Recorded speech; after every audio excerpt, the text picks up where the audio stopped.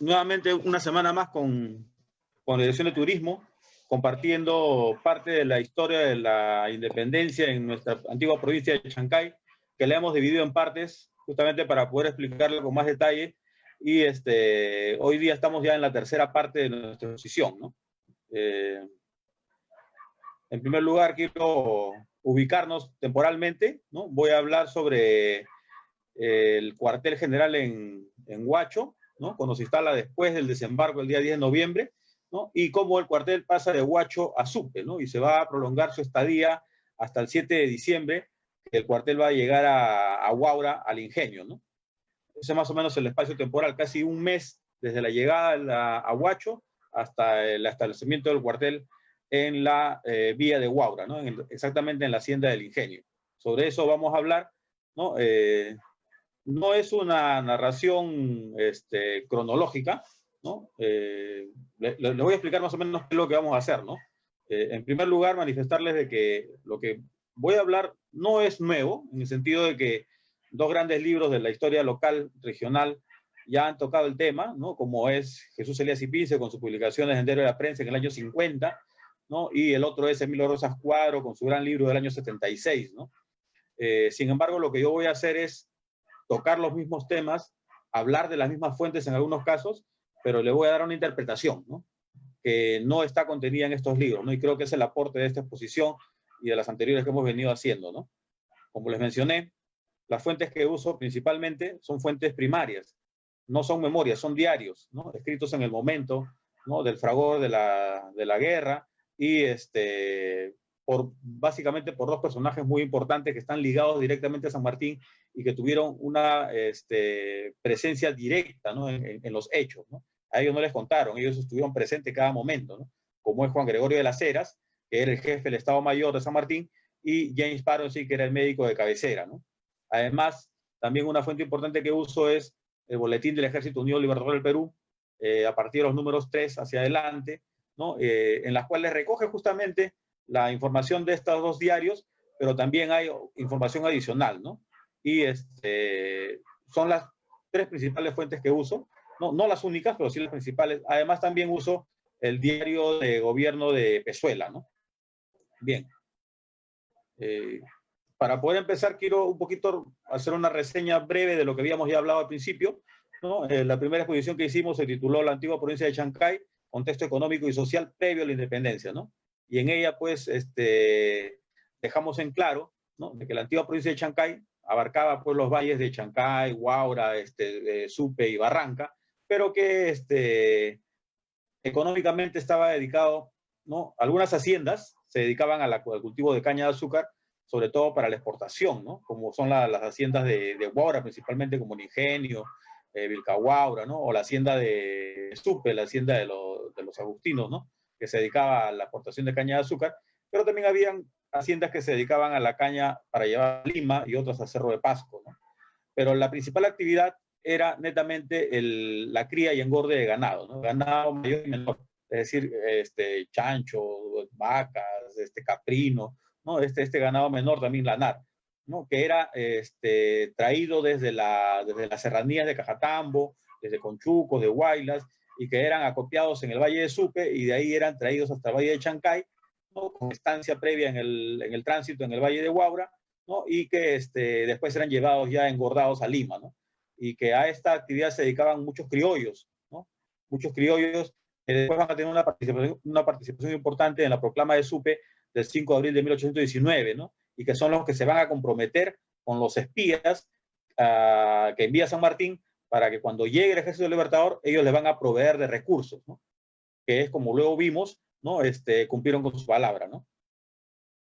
En la segunda sesión hablamos sobre ya la expedición libertadora y nos centramos en el espacio-tiempo entre la llegada a Ancón, después de haber salido de Paracas, ¿no? La llegada a Ancón y el desembarco particular en Huacho, ¿no?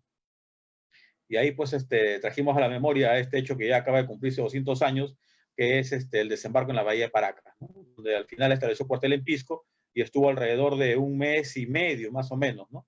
A diferencia del valle de la provincia de Chancay, que estuvo más de 8 meses, ¿no? Lo más importante que rescatamos de este momento de su estancia en Pisco, fue el envío de Álvarez Arenales a la Sierra Central, ¿no? El fin de que alce a todos los pueblos de la Sierra Central y seguramente con la intención de reencontrarse con el resto del ejército cuando se traslade, como ya lo hizo efectivamente en el mes de noviembre, a Huacho y a Huaura, ¿no? Cruzando pues por la conexión que hay entre la costa de la provincia de Chancay y la serranía de Cerro de Pasco, ¿no? Que no solamente hay un camino, sino hay dos importantes, ¿no? El camino de Ollón y el camino de Canta, que es al final por donde va a bajar Arenales los primeros días de diciembre, ¿no? Bueno, nos quedamos más o menos cuando ya en Huacho había desembarcado el día 10 de noviembre, ¿no? Y que habíamos reafirmado de que todas las fuentes que al menos hemos trabajado y otras más directas e indirectas hacen alusión que el desembarco fue en la bahía de Huacho, ¿no? De manera muy precisa, ¿no? Como por ejemplo el boletín número 4 que dice desde el 10 hasta el 12 desembarcaron en Huacho todo el ejército, caballos y otros adyacentes, ¿no? Además de eso, también es contundente la anotación que hace Virrey Pezuela en su diario de gobierno el día 12, ¿no? La comunicación mencionamos que le llegaba con 2 días de retraso, que le habían comunicado los realistas que habían estado acá en el valle, en el puerto de Huacho, que habían desembarcado 23 embarcaciones en la bahía de Huacho, ¿no? Más 2 que habían llegado previamente y que se habían dirigido a Sucre, o sea, 25 en total, ¿no? Y ahí nos habíamos quedado más o menos con los detalles de esta llegada al puerto de Huacho, ¿no? Entonces, empezamos ya con lo que vendría a ser el tema de hoy día, ¿no? Y en primer lugar es definir dónde estuvo el cuartel en Huacho, ¿no? Porque originalmente, al menos los 9 primeros días, antes de irse a Sucre, el cuartel estuvo en Huacho. No hay, al menos, tradición oral o mención alguna en ningún tipo de texto de que recuerde, pues, dónde estuvo, a diferencia, por ejemplo, en Pisco se sabe dónde está la casa, en Guarda se sabe dónde están las casas, ¿no? Pero en Huacho no se sabe dónde estuvo instalado el cuartel. Lo que sí hay es una mención muy clara en el diario de Paro que dice, está fechado el 14 de noviembre, donde dice, las fortificaciones van bien, dice, hay 600 hombres empleados en dicha labor, ¿no? Están justo en el sitio donde se levanta un gran cementerio, pues al cavar se encontraron reliquias, ¿no? Y obviamente que quienes conocemos, pues, todos los alrededores del puerto sabemos que el Cerro Colorado, ¿no? Lo que vendría a ser Cerro Colorado y todas estas estribaciones que llegan hasta el mar, están cargadas, han estado cargadas de reliquias arqueológicas, ¿no? Y en esta foto, por ejemplo, el año 45 se puede ver una zona, se ve el puntero, no creo que no se ve el puntero, en la parte inferior, ¿no? de la foto al medio, se ve que está huaqueado, ¿no? Toda esta zona también ha sido huaquería, hoy día está lleno obviamente de casas, ¿no? A ese lugar se parece hacer alusión claramente Paro, ¿no? Cuando dice, están justo en el sitio donde se levanta un gran cementerio, ¿no? Y todos sabemos pues que cuando se hizo las obras de agua y desagüe de la zona de Manzanares, las primeras etapas, salían, pues, ¿no? Entierros, ¿no? Al igual también en la plazuela de Manzanares, también se encontraron fardos de la cultura chancay, ¿no? Es decir, está claro que el cuartel, al menos las tropas, estuvieron acantonadas en este espacio, ¿no? El cuartel no lo sabemos dónde fue la casa. El 17 de noviembre, ¿no? Llegan noticias, ¿no? Como era de esperarse, ¿no? Y habían llegado los patriotas a Huacho y el 17 de noviembre se reciben noticias de Brance de que el ejército realista marchaba hacia Chancay, ¿no? Con más o menos 2.000 hombres, cosa que era un grupo de tener mucho cuidado, porque el ejército patriota, recuerden que eran 4.000 que se habían embarcado, pero 1.000 se habían ido con Arenales, así al final eran 3.000. ¿No? Y de esos 3.000 había caballería que todavía recién se estaba nutriendo de caballos y mulas, así que la mayoría era infantería, ¿no? Y entonces los realistas venían con 2.000. Lo más probable es que los 2.000 eran, la gran mayoría, no tengo el dato exacto, pero la gran mayoría debió haber sido de caballería, ¿no? Para darle movilidad, ¿no? Ante ello, dice el general San Martín, convocó a sus principales jefes y tomó la determinación de proseguir a Sucre y Pativilca con la infantería, y que la caballería de 580 integrantes, integrado por 580, se quedara en Huacho con 1.200 caballos, dice, ¿no? Y mulas, que es la que mencionamos en la sesión anterior, donde los criollos, los dedicados al ganado, de tanto de Chancay como de Supe, Barranca, Pativilca, se habían comprometido a darle a San Martín en cuanto llegue y que efectivamente habían cumplido, ¿no?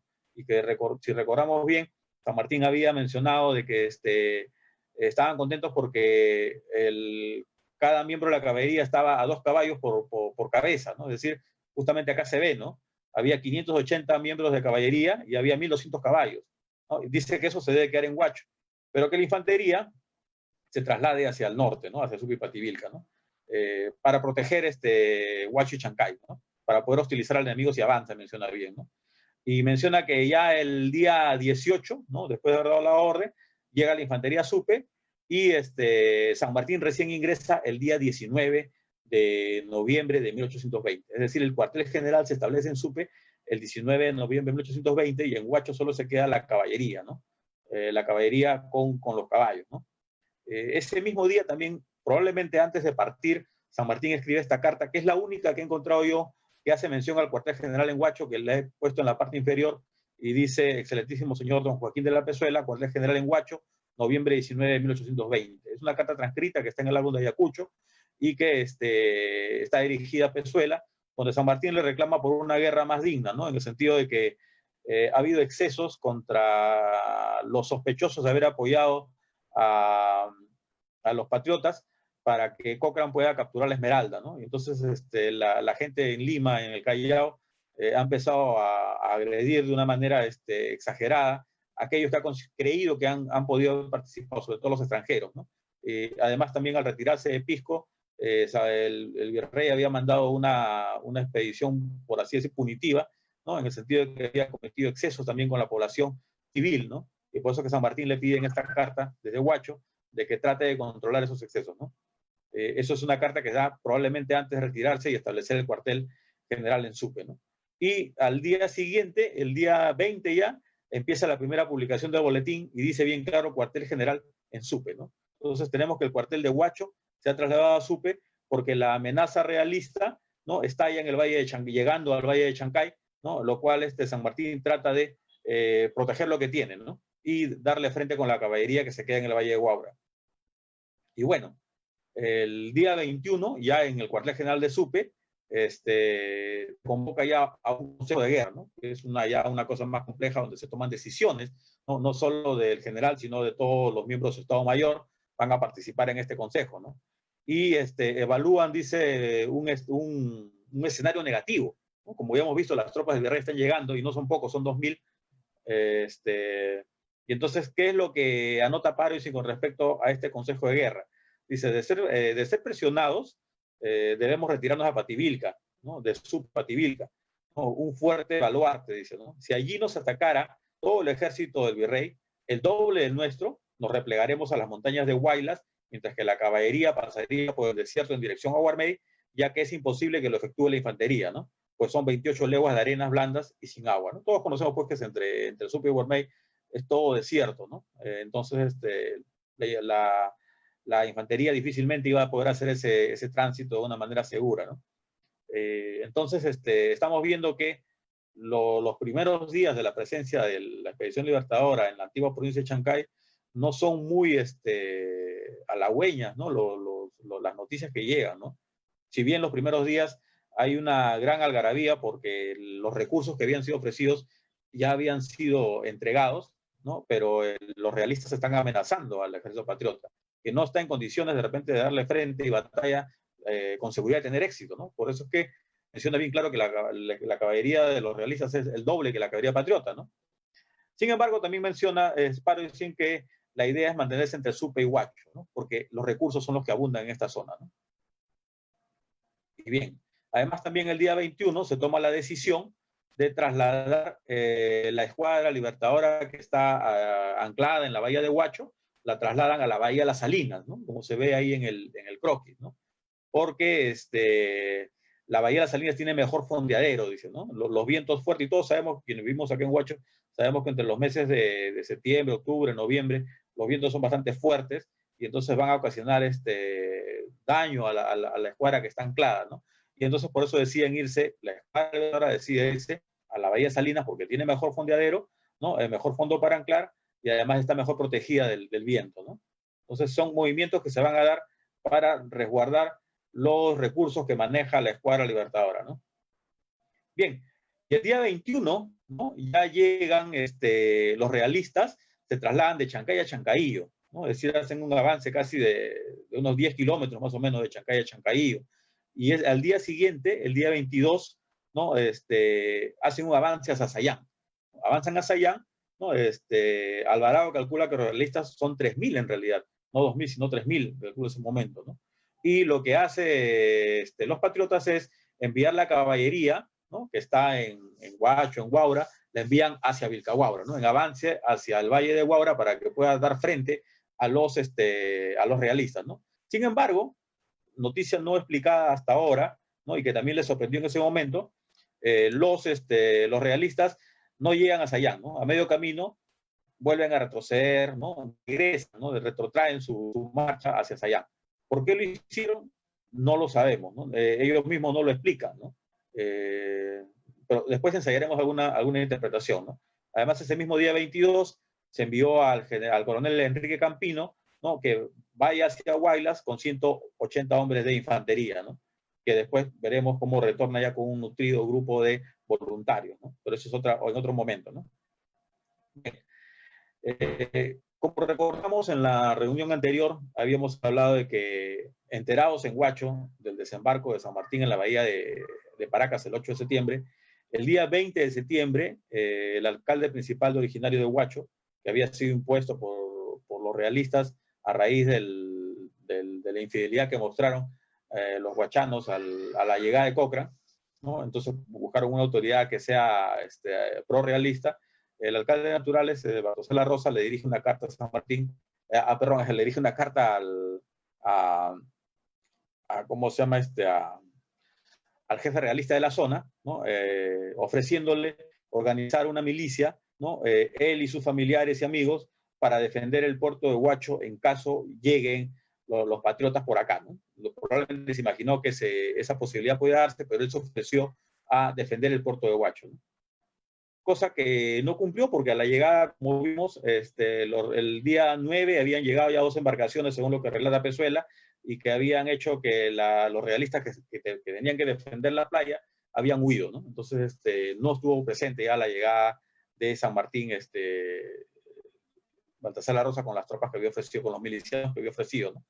Sin embargo, el día 23 de noviembre, Paro dicen anota de que se habían enrolado, se habían incorporado, dice el ejército patriota, 450 miembros de caballería miliciana bajo las órdenes de La Rosa, ¿no? Es decir, se refiere probablemente a estos hombres que él había convocado para defender la playa de Huacho en favor de los realistas, pero que había huido, ¿no? Y entonces, recién el 23 de noviembre se incorpora a los patriotas, ¿no?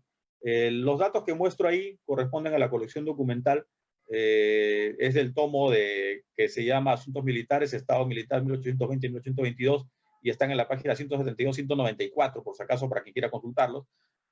Parecen ser el mismo documento. Si usted ve los datos, hablan de un primer escuadrón y de un segundo escuadrón, formado por 2 compañías, los capitanes son los mismos, los tenientes son los mismos, las cantidades varían solamente por 10, ¿no? En un caso menciona 439, en el otro caso suman 429, ¿no? Sin embargo, las fechas que da son un poco contradictorias, ¿no? Porque en uno dice que el primer batallón se enroló el 24 de noviembre y en el otro dice que el primer batallón fue el 11 de marzo. Y a la inversa, el segundo batallón cambia las fechas, ¿no?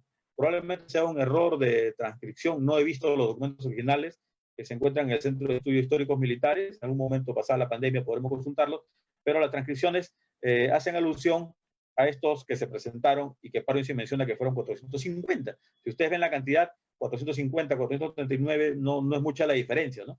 Sin embargo, Parvin anota que son milicianos indígenas, probablemente porque están a las órdenes de Baltasar La Rosa. Sin embargo, vemos que la composición no todos son milicianos, no todos son indígenas. También hay gente que está conformada, en el caso del primer escuadrón, ¿no? Por don José María Salazar, Pedro Urbina, don Florencio López, que son personajes criollos que residían en la villa de Huaura, ¿no? ¿Y cuál es la interpretación que podemos hacer de esto, ¿no? ¿Por qué se presentó recién el 23 de noviembre los voluntarios? ¿Por qué? ¿Por qué no el 10 mismo o el 11, como lo hicieron los supanos y la gente de Pativilca? ¿Por qué no lo hicieron en esos días? Probablemente, ¿no? Probablemente yo, ya en este caso entra mi interpretación personal, ¿no? Es que estaban esperando cómo se desenvolvía la presencia realista en la zona, ¿no? Recuerden que en este esquema que vimos antes, están el 21 y 22, están viniendo la caballería y la infantería realista, ¿no? Con un número muy nutrido, ¿no? Entonces, estaban, creo yo, a la expectativa, ¿no? De cómo se desenvolvía este movimiento, ¿no? Y al ver que los realistas se retiraban, ¿no? Y prácticamente los dejaban solos, aislados, ¿no? Recién en ese momento optan por pasarse al bando patriota, ¿no? ¿Qué hubiera pasado si los realistas llegaban al Valle de Huaura? Lo más probable es que se hubieran sumado de repente a ellos. Sin embargo, estaban a la expectativa y al ver que los realistas se retiran, se suman al bando patriota, ¿no? Esa es mi interpretación, ¿no? Obviamente que hay que seguir documentando este tipo de información, pero como yo les mencioné al principio, los hechos que se estoy hablando ya los han tocado antes, la cronología que estoy utilizando, no me estoy limitando a hacer un detalle cronológico de los hechos, sino que estoy tratando de interpretar algunas cosas, ¿no? Sugerir en todo caso, ¿no? Y bien, otro hecho importante que se da durante este lapso de tiempo es que varios pueblos y provincias de la zona proclaman su independencia, ¿no? Hablo de los pueblos, ¿no? Y en este caso, por ejemplo, la provincia de Cajatambo, ¿no? El pueblo de Cajatambo, como capital de provincia, hace la proclama de la independencia a nivel de provincia, como ya lo había hecho Ica ¿cómo se llama? Al sur, cuando proclama la independencia la provincia de Ica para toda la provincia. No solo el pueblo proclama la independencia, pero como es cabeza de provincia, es para toda la provincia. No se sabe exactamente qué día fue la proclama de Cajatambo, sin embargo, la noticia llega el día 20, ¿no? Así que tiene que haber sido en los días anteriores. El día 26, Pativilca y Barranca proclaman la independencia, eso sí lo afirma Paro y dicen que son esas fechas. El día 27, Supe proclama su independencia también, así lo afirma también Paz, ¿no? Además, era la tercera vez que Supe en ese momento proclamaba la independencia. Ya lo había hecho el 5 de abril de 1819. Pezuela dice que a la llegada de los patriotas, de la primera avanzada, que llegan a Huacho y después se trasladan a Supe, ese mismo día los supanos proclaman también la independencia, lo dice Pezuela, ¿no? Y el 27 de noviembre sería la tercera vez que proclama su independencia, ¿no? Que creo que es el único pueblo que a nivel de todo el Perú lo ha hecho por 3 veces, ¿no? Y el 27 de noviembre llegan las noticias de que Santa y Guarmey también habían proclamado la independencia de sus pueblos respectivamente, ¿no? Entonces, y nuevamente la pregunta, ¿no? ¿Por qué esperaron hasta el 26-27? ¿Por qué no lo hicieron antes? ¿No? En este caso, sobre Supe no queda ninguna duda de que simplemente reafirmaron lo que ya habían hecho antes, ¿no? Pero los otros pueblos, ¿por qué esperaron? ¿No? ¿Por qué esperaron hasta esta fecha? Yo considero, no lo veo como algo negativo, sino lo veo como algo positivo más bien. Habíamos analizado de que la situación del ejército patriota en el valle de Supe, principalmente, y Huaura, no Chancay, porque Chancay está ocupado por los realistas, no tenía mucho, no era muy, ¿cómo se llama? No era muy, tenía muchas razones por las cuales preocuparse, ¿no? Porque los realistas estaban avanzando con un nutrido grupo de caballería e infantería, ¿no? Entonces, ya para San Martín debió ser una buena noticia que se retiren, ¿no? Pero a esto, sumarle las proclamas de los pueblos, ¿no? Que justamente es lo que venía San Martín, ¿no? San Martín venía de alguna manera a presionar, ¿no? Pero tratar de no intervenir, sino que los pueblos, por su propia decisión, proclamen su independencia, que es lo que quería que haga Lima, ¿no? Pero que al final no sucede tan rápido, ¿no? Pero sí lo hicieron estos pueblos, para sus pueblos. Las proclamas son para los pueblos, ¿no? Pativilca proclama la independencia del pueblo de Pativilca, porque es el cabildo, ¿no? Supe para su cabildo lo hace para su pueblo, Guarmey y Santa también, Cajatambo para su provincia, en todo caso por ser cabeza de provincia, ¿no? Pero yo creo que esto es como alguna manera de darle un espaldarazo, ¿no? Es decir, darle fortalecerlo, empoderarlo, como esas palabras modernas que se usan ahora, ¿no? Empoderar a los patriotas, ¿no? Dándole el respaldo con las proclamas que hacen efectivas, ¿no? En esos momentos, ¿no? Tanto así que San Martín le va a dirigir pues una carta el día 28 28 de noviembre, desde el cuartel general en Supe, le va a dirigir pues una carta a O'Higgins, ¿no? Donde le menciona pues en Ica, ¿no? Se ha proclamado solo la independencia de Ica para toda la provincia, pero más adelante le menciona, ¿no? En la misma carta menciona, dice en Huacho, Supe y todos estos pueblos, a excepción de Huaura, hemos encontrado tal patriotismo y decisión que al momento montamos nuestra caballería y con el día, y en el día está 3 bestias por hombre, ¿no? Que es lo que les había mencionado ya hace un momento, cuando menciona pues que los recursos en cuanto a mulas y caballos, la entrega había sido como se había ofrecido, ¿no? Y dice, la independencia se ha proclamado en todos ellos, ¿no? Bien claro, dice, en Huacho, Supe y todos estos pueblos, a excepción de Huaura, ¿no? Una aclaración sobre esta nota, ¿no? La primera vez que es esta carta transcrita y publicada es por Bulnes en el año 1886, si mal no recuerdo, en el libro que se llama Historia de la Expedición Libertadora, ¿no? Y él menciona que la carta la firma García del Río. Sin embargo, esta misma carta es transcrita después por Félix de Negri y Luna en la colección documental, en el tomo que se llama Misiones y Documentación de Cancillerías Extranjeras, ¿no? Él vuelve a transcribir esta carta, ¿no? Y al final nuevamente pone García del Río como firmante, ¿no? Sin embargo, en la fe de ratas, al final dice, en la página 48, dice Juan García del Río y debe decir José de San Martín. ¿Por qué esta anotación? Porque como bien anota en la introducción Félix de Negri Luna, este paquete de cartas no eran cartas originales, eran cartas que García del Río había encontrado en la Cancillería chilena, en el archivo Higgins, y lo que había hecho es, él como funcionario en ese momento en Chile, había considerado transcribirlas por la importancia que tenían, ¿no? Y él había notado, obviamente, como en la parte final, García del Río, que él había sido el que había transcribido. Pero en esta carta parece ser que no había notado, firmado por San Martín, como sí lo había hecho en otras cartas, transcrito por García del Río, no lo había notado, entonces dio a esta equivocación que Bulnes la va a transcribir así en su publicación, ¿no? Entonces, tenemos que era muy importante para San Martín, tanto así que se lo comunica a O'Higgins, ¿no? Que estos pueblos a él le hayan dado el respaldo, no solamente entregándoles lo que habían ofrecido con mulas, alimentos y milicianos, sino también darles el respaldo con las proclamas, ¿no? Y darle esa fortaleza, ese empoderamiento en un momento tan difícil en el cual su ejército todavía no era inferior a los realistas, ¿no? Y que no sabemos por qué retrocedieron, ¿no? Bien, este error de esta carta de Bulnes y que después transcrita por Félix del Negri Luna, ya había sido citada por otros historiadores, ¿no? En el caso de Elías y Pince, en el año 1950, en las publicaciones que hizo en la prensa, en varios artículos sobre la expedición libertadora en la antigua provincia de Chancay, ¿no? Cuya portada que muestro es el libro compilatorio de estas cartas que hace el profesor Filomeno Zubieta hará unos 15 años. Cuando habla de la proclama en Huaura, transcribe, ahí en la parte final dice director de Chile, ¿no? Que está dirigida al director de Chile, dice, en Huacho, en Supe, y todos estos pueblos hemos encontrado tal patriotismo y decisión, ¿no? Y intencionalmente omitió el entre paréntesis, ¿no? ¿Por qué lo hizo? Bueno, no podría decirlo porque cuál fue tu intención de omitir esta pequeña parte de la transcripción, ¿no? Pero no solo él, ¿cómo se llama? Ha omitido de manera intencional, ¿no? Es intencional, creo, no es casual. Emilio Rosas Cuadro también en su publicación de 1976, nuevamente transcribe, ¿no? Y habla, dice, en Supe, Huacho y todos estos pueblos hemos encontrado tal patriotismo y decisión. La independencia se ha proclamado en todos ellos, ¿no?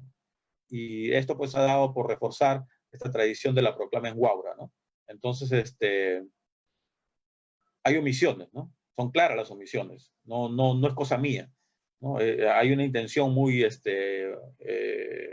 probablemente por no generar conflictos con la historia local en su momento, ¿no? Hacen este tipo de omisiones y que han llevado a mucho más confusión de repente, ¿no? Y bueno, entonces, las cosas van cambiando para San Martín a fines de noviembre, ¿no? Desde un estado, una situación negativa, va viendo estas noticias que van llegando, ¿no? Por ejemplo, el día 27 de noviembre dice, llegaron noticias del gobernador de Trujillo, Marqués de Troetagle, dice, estaba muy necesitado de armas y municiones y que toda la población está a favor de los insurgentes. Esta es una información que capturan con una persona que lleva el correo a la capital y que no recuerdo dónde es que he leído o he escuchado de que fue una forma en que el Marqués de Trujillo procuró mandarle un mensaje a San Martín, ¿no? O sea, no le está diciendo yo estoy a favor de la independencia, pero sí le está diciendo que la población está a favor de los insurgentes y que no tienen los recursos necesarios para poder hacer frente a estos insurgentes, ¿no? que están a favor de la independencia, ¿no? Entonces, San Martín se entera de esta manera de que en Trujillo hay una gran voluntad por sumarse a los patriotas, ¿no? Así que es una buena noticia para él. Además, otra buena noticia que recibe ese día es que, y que está mencionada en el boletín, dice: la deserción del enemigo empezó a ser excesiva ese día, ¿no? Casi todos los cuerpos del Ejército Real, de casi todos, ¿no? De casi todos los cuerpos del Ejército Real se presentan oficiales y soldados, ¿no? Incluso ya para este momento algunos numantinos ya se están pasando, ¿no? Al Ejército Patriota.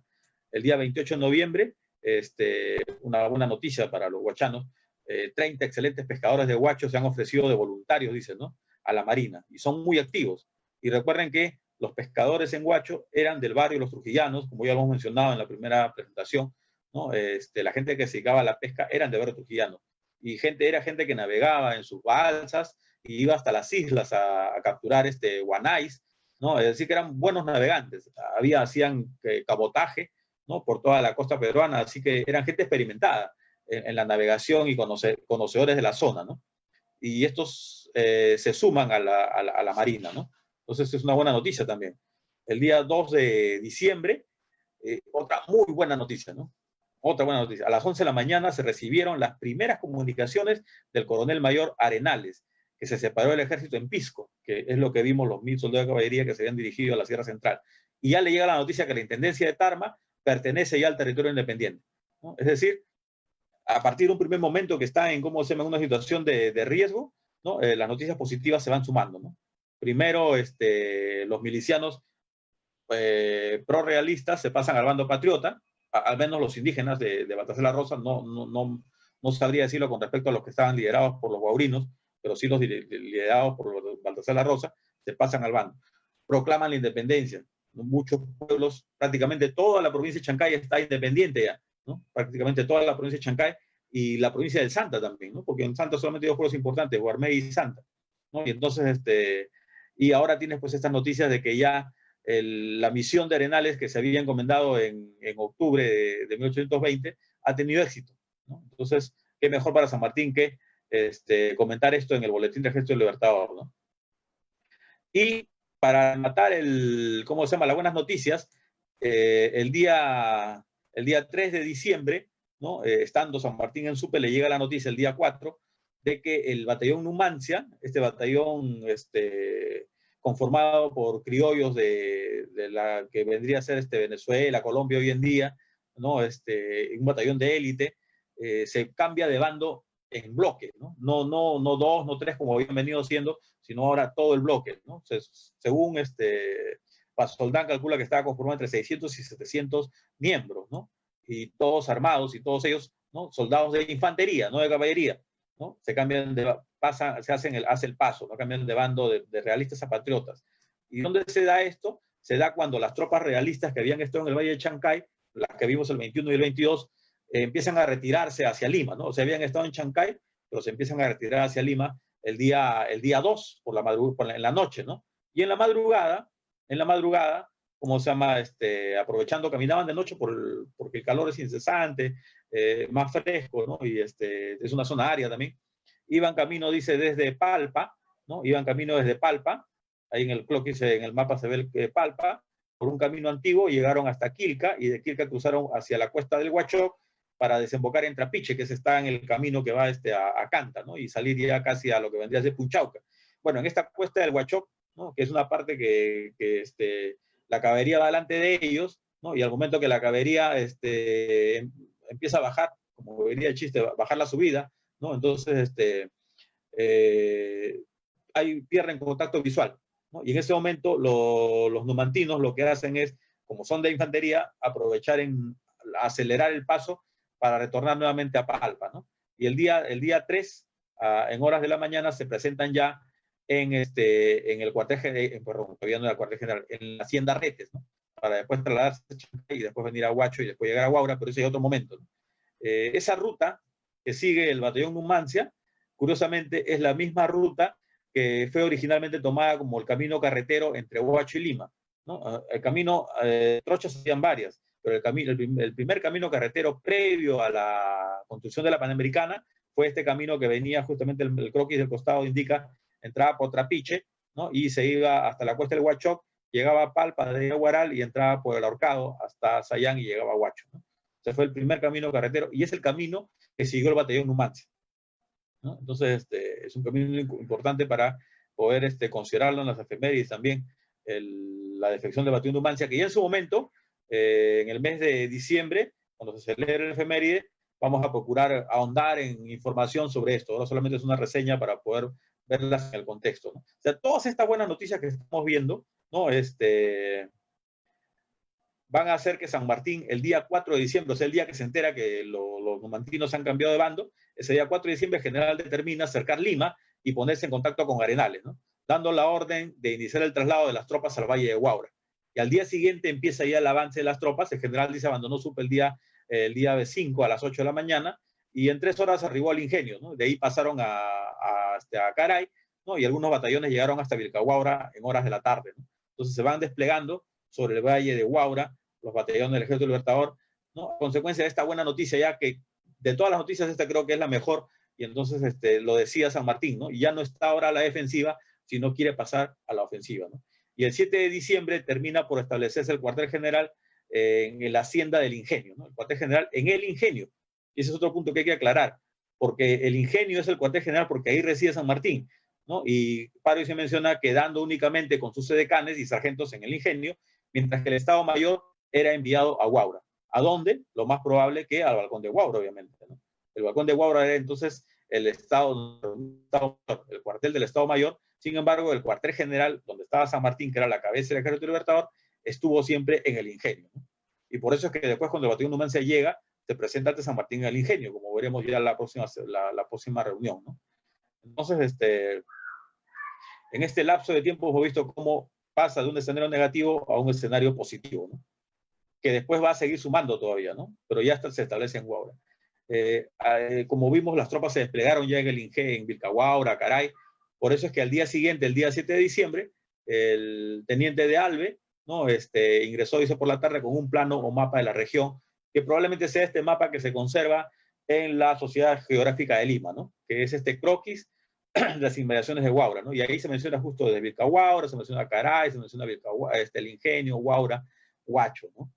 Entonces, queda pues un documento importante de este momento en el cual hay un traslado del ejército recién en ese momento, ¿no? Porque mucha gente confunde. Dice que San Martín desembarcó en Huacho el 10 y el día 12 se estableció el cuartel general en Huaura, cosa que no es cierta. El cuartel estuvo en Huacho y después pasó a Supe, ¿no? Y recién viene a Huaura el día 7 de diciembre de 1820, ¿no? Además, unas acciones que ocurrieron durante este lapso de tiempo y que de repente permiten explicar esta tradición del desembarco en Vega, ¿no? Yo la reunión anterior he sido categórico al afirmar, y hoy día lo he vuelto a reafirmar, de que el desembarco fue en Huacho y tenemos las pruebas para poder demostrarlo, ¿no? Sin embargo, la tradición del desembarco en Vega es muy fuerte, ¿no? Y probablemente una explicación que la he encontrado yo en el diario de Paro sea esta, ¿no? Paso a explicar. El 25 de noviembre, dice, el general salió a Huacho, estaba en Supe, salió en Huacho orillando el mar, es decir, venía en barcos, ¿no? O de repente a caballo por el borde del mar, ¿no? Pero difícilmente, porque todo esto es arenal, el tramo en texto, así que lo más probable es que haya venido, ¿cómo se llama?, en alguna embarcación, ¿no? Orillando el mar, haciendo reconocimiento de muchas posiciones excelentes, observando que hay agua por 4 o 5 leguas, ¿no? Estas lagunas, puquiales que habían en la parte baja, en la parte del litoral, ¿no? Y en Vega había uno, incluso en el croquis de Vega lo mencionan, ¿no? Mencionan una laguna, ¿no? Y dice que ese día pernoctó en el Ingenio, es decir, viniendo de Suprahuacho, llegó hasta el Ingenio en Huaura. Sin embargo, el día siguiente, el día 26, dice, el general San Martín salió del Ingenio muy temprano, llegando a Huacho, donde se detuvo un rato y luego prosiguió a la bahía. Así llegó a la bahía de Huacho, primero estuvo en el pueblo. Entonces, permite más o menos entender de que si vino por barco, ¿no? Y no desembarcó en Huacho directo, ¿no? Lo que hizo fue desembarcar probablemente en Vega, porque después otro lugar donde desembarcar, Centinela, pero Centinela es muy, el mar, a pesar de ser calmo, es un poco complicado, ¿no? E incluso los pescadores no desembarcan ahí. Probablemente haya desembarcado en la caleta de Vega, y probablemente esa sea la memoria que tenga el pueblo y que probablemente la ha confundido pues con el desembarco del 12 de noviembre, que no hay ninguna fuente que así lo demuestre, ¿no? Sin embargo, estas notas de Paroissen podrían de alguna manera sugerirnos de que en esta fecha San Martín sí desembarcó en Vegeta, ¿no? Y de ahí llegó al Ingenio, donde pernoctó, y al día siguiente recién se dirigió a Huacho. Bueno, eso sí queda como simplemente como una hipótesis para poder seguir trabajando, ¿no? Y bueno, ¿por qué la necesidad de incidir en estos hechos? Que como ya les mencioné, hay dos libros que son muy conocidos y muy difundidos en la zona, como son lo de Pinza y lo de Melosas Cuadro, ¿no? Uno, porque hay muchos errores y omisiones, y como yo les mencioné, una cosa es hacer un relato cronológico o un relato de hechos, y otra cosa es tratar de buscar las interpretaciones como he tratado de hacerlo en esta presentación. Y lo otro es porque en la escala nacional, siempre hay un vacío con respecto a lo que sucede en la provincia de Chancay. No hablo de Huacho ya, sino la provincia de Chancay en general, que abarca el Valle de Chancay, Huaura y Supe Barranca, ¿no? Siempre muestro yo como ejemplo anecdótico esta presentación que hubo en el Archivo General de la Nación hace como unos 10, 12 años, ¿no? Y donde sucede que en la leyenda, en la cronología, hablan del desembarco en Pisco, de la conferencia de Miraflores, y de ahí se pasan a la ocupación de Lima, ¿no? Como si nada hubiera pasado en esos 8 meses. Y lo mismo sucede en el libro del Estado, en el libro de tercer año de Ciencias Sociales, donde la mención al Valle, a la provincia de Chancay, es mínima. Y no es que uno, porque sea de la zona, o sea huachano, o sea de la región Lima, quiera pues que haya una página entera sobre nuestra región, ¿no? Sino que es necesario, creo, hacer algunas menciones de manera muy sintética para poder revalorar la importancia que tuvo la antigua provincia de Chancay en la etapa libertadora, ¿no? En esta etapa, la etapa sanmartiniana, ¿no? Y bien, yo ahí termino mi exposición. Si alguien tuviera una pregunta, Wilmer va a ser el intermediario. Tengo abierto también el Facebook Live. Si hay una pregunta, por favor, la puedo atender. O también puedo ver las preguntas que están en el chat, ¿no? Bien, Wilmer, quedas a cargo.